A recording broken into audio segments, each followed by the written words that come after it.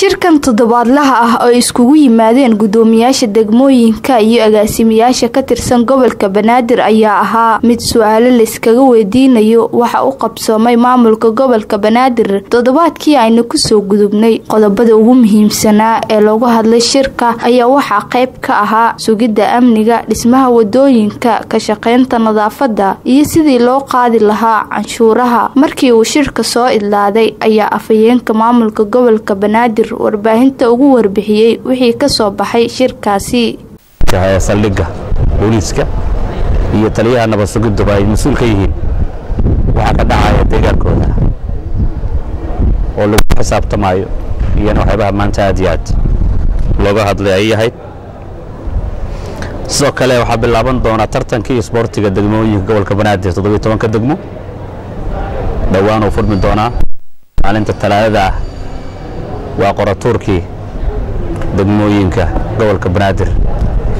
ciyaarahaas waa ciyaaraha ugu xiisaha badan stadium ka dhacayaan hadii la hay'admo iyo qaabkii degmooyinku iyo ciyaaryahanadu iyo isboortiguba ay uga qayb qaadan lahaayeen ayaad guud ahaan jawiga caasimaddu waa degan yahay laamiga wadnaha ayaa aad maalmahan aanu saaraynay diiradda maadaama laami muhiim u ah maalmihi la soo dhaafana nadaafadiisa ka shaqaynaynay degmooyinka 11 degmaa ee laamigu maro waxaan rabnaa inay ka shaqeeyaan nadaafadda ka shaqeeya dhawaana marshabiyeediga loo dhisi doonaa oo su'aalahaas badan la weydiinayay waa la isla ogolaaday in marshabiyeediga laamiga loo sameeyo qaybo kamidana waa aniga soo daabacay iyana waa la sameeyay marka shacabku inay inta soo gaadaan waaye canshuuraha in la bixiyo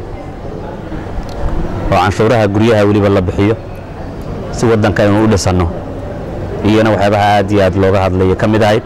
dhismayaal kala duwan ayaa ka socda wadooyinka qaar ee gobolka Banaadir xilli maamulka gobolka Banaadir ay wadaan dib u soo celinta bilicda magaalada Muqdisho. Miski Moomin Sheekh Cali, Puntland TV, magaalada Muqdisho.